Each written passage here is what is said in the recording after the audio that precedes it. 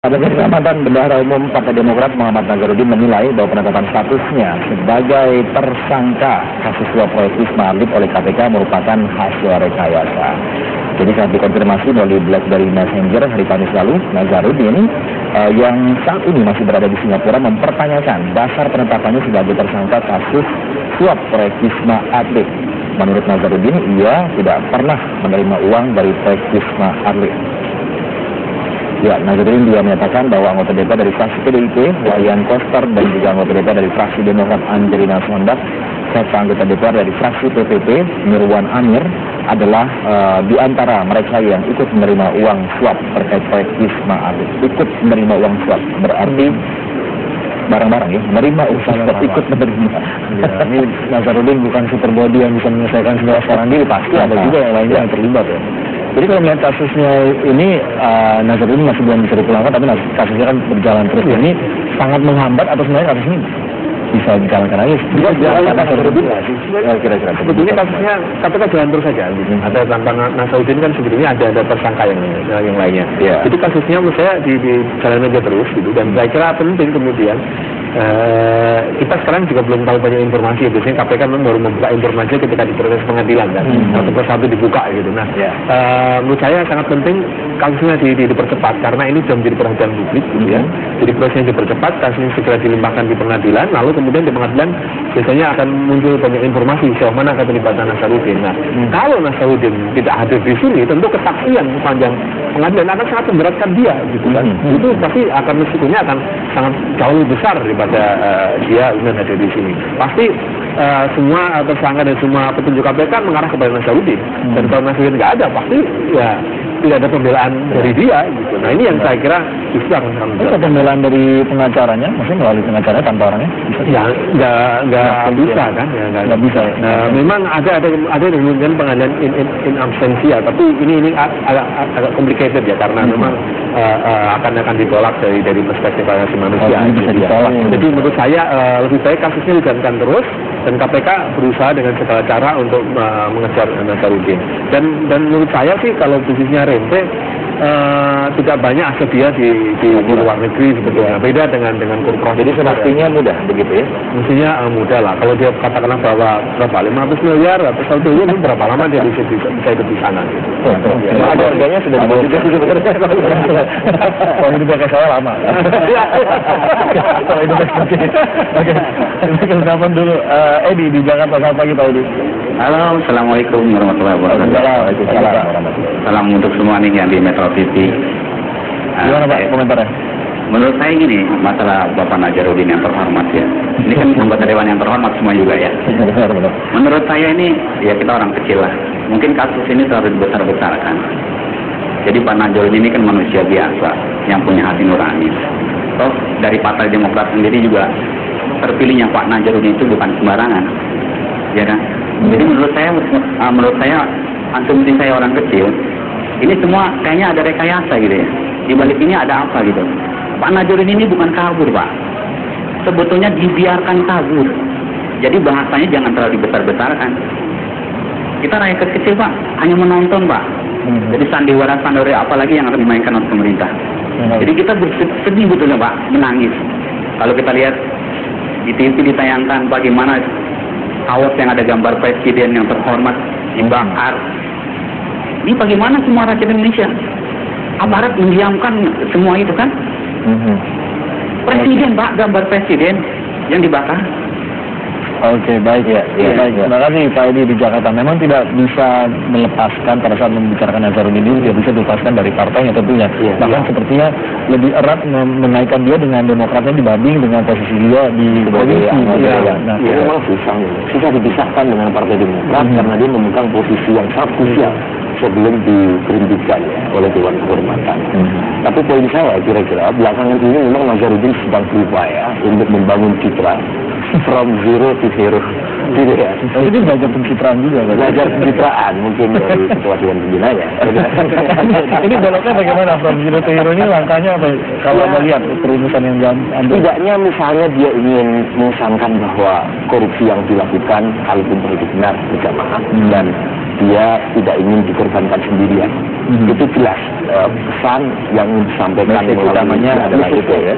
Tapi buat saya secara pribadi silahkan dia berkuar-kuar dengan nyanyian semerti-mertinya. Tapi kalau misalnya tidak dibawa ke proses penegakan hukum, percuma saya nggak ada artinya. Jadi dia memang sengaja sedang melakukan politik zurusan ini untuk menghancurkan partainya sendiri. Tapi kalau lihat ini tidak berhasil tidak pencitraan yang sedang dia lakukan ini? Ya Pak, apakah masyarakat mulai membeli tadi ya? Pemirsa tadi, penelpon tadi. Tapi menurut saya begini, lama-kelamaan masyarakat kan menunggu bukti apa yang sedang dipaparkan oleh Nazarudin. Kalau misalnya hanya sekedar nyanyian yang dia sampaikan melalui BBM tanpa diikuti oleh bukti dan data yang otentik, lama-kelamaan masyarakat berpikir bahwa Nazarudin sedang digunakan oleh pihak lain. Sangat mungkin itu ya, karena bagaimanapun kalau misalnya Nazarudin sampai 2014, saya nggak tahu nasib Partai Demokrat. Mumpung ini masih 3 tahun menjelang pemilu. Tapi kalau misalnya masyarakat masih menunggu, saya khawatirkan malah masyarakat lupa. Jadi diulur-ulur sengaja begitu ya, agar makin lama makin tidak lagi menjadi isu dan akhirnya dilupakan seperti kasus yang lain maksudnya. Ya, tentu masyarakat punya memori yang tidak khawatirkan terlalu pendek untuk mengingat apakah masalah-masalah yang selama ini menghinggapi elit politik kita. Tetapi media dan civil society seperti Mas Danang ini kan punya misi fiksi gitu ya, untuk terus mengingatkan bahwa ada persoalan serius yang masih menjadi utang untuk diselesaikan dan dibayar kepada masyarakat. Nah, saya kira masyarakat meskipun banyak yang mengkritik punya memori pendek, tetap memiliki kearifan untuk mengingat ada utang yang belum terbayar. Dan karena itu akan terus-menerus mereka tagih, terutama kita harapkan penagihan itu pada waktu pemilu. Nah, kalaupun misalnya pemilu tetap saja kasus ini muncul dan kemudian kita tidak segera menyelesaikan masalah yang tadi saya sampaikan di awal, praktis kita hanya menunggu bom waktu. Nah, sekarang mungkin Nazarudin berikut Nazar di partai lain, berikutnya lagi di partai lain, dan indikasinya sudah ada. Dan yang paling dirugikan dengan episode semacam ini itu demokrasi. Kenapa demokrasi? Karena partai adalah pilar penting demokrasi, dan lama-kelamaan partai menjadi iklan dan etalase yang buruk sekali buat demokrasi. Dan akhirnya masyarakat malas datang ke pemilu, dan tingkat kepercayaan terhadap demokrasi makin menurun drastis. Dan itu yang sudah kita temukan. Pengaruh juga kan nanti orang itu yang kalau lebih baik eleksi ya, terakhir bagaimana? Sekarang kalau pemilu diadakan, yang menang adalah golput dan masa mengambang. Ada memang yang memilih partai-partai, tetapi jauh lebih sedikit ketimbang mereka yang menyatakan tidak akan memilih. Berapa sih golputnya kalau sekarang? Sekarang golput dan masa mengambang mencapai 30%. 30%? Ini bisa memenangkan partai itu. Iya. Bikin partai golput mungkin akan menang. Jangan partai golput malah jadi partai rente juga.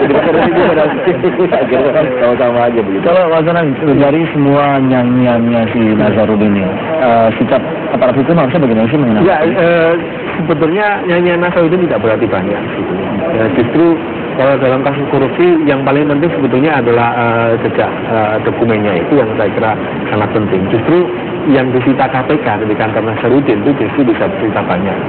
Ini belum aja yang diketahuan kan? Sudah banyak menyita barang bukti. Sudah di kantor ini kan belum kelihatan aja karena memang biasanya itu baru bisa kita akses oleh publik itu ketika proses pengadilannya berjalan. Paling yang bisa kita dengar ya misalnya pengakuan atau kesaksian dari pengacara tersangka yang habis diperiksa dia cerita ke media, tapi sangat sedikit. Nah, baru pada saat pengadilan baru akan biasanya disebarkan satu persatu buktinya apa dan kemana aliran uangnya. Ini saya kira sangat penting. Jadi makanya kan dorong prosesnya harus dipercepat oleh KPK supaya minimal keingintahuan publik itu makin terjawab. Kalau hanya sekedar info di BBM itu tidak ada gunanya dalam kasus korupsi. Itu hanya ya petunjuk tapi percepat tidak lama. Yang masuk akal menurut Anda? Ya prosesnya mesti dipercepat ya. Kalau saya lupa gitu ya, kalau nggak salah mungkin KPK itu punya hak menahan tersangka itu kira-kira 2-3 bulan sebelum dia dilimpahkan ke pengadilan. Jadi prosesnya harus dipercepat karena menurut saya secara sepintas kelihatan semua informasi sudah terungkap semuanya, yang kasus Mujuru Salina segala macam sudah Satu lagi, jika pemerintah bersungguh-sungguh ya mau memulangkan Nazarudin dari Singapura ke Indonesia, butuh waktu berapa lama jika memang pemerintah sungguh-sungguh? Tidak butuh waktu lama saya kira, karena kan sudah kelihatan teman-teman di Partai Demokrat kan dengan gampang menemukan Nazarudin. Nah tentu polisi Singapura lebih cepat lagi, apalagi ada dari messenger muncul dari di mana di tracking kalau mau bisa kembali ya kalau mau dengan cepat. Makanya presiden tidak hanya sekedar, menurut saya gini, prinsipnya presiden kan baru sekedar menginstruksikan kepada polisi untuk memulangkan Nazarudin. Nah itu menurut saya kurang. Mestinya saya hari ini ingin mendengar sebetulnya presiden telepon langsung Perdana Menteri Singapura, tolong dong Lee Hsien Loong nih, tolong dibantu dong. Supaya itu luar biasa ya, pencitraan luar biasa itu. Nah, sekarang yang kita butuhkan dari SBY itu bukan sekedar kata-kata, tapi satu sikap ya, satu tindakan yang bisa mengembalikan kepercayaan publik terhadap dia. Kita akan lanjut dulu, sudah over soalnya waktu ya. Terima kasih Mas Burhan dan juga sampaikan atau waktu pagi ini mungkin SBY bawa kapan Nazarudin juga ya. Iya kita pulang. Kami akan kembali tetap di Luar Hijau.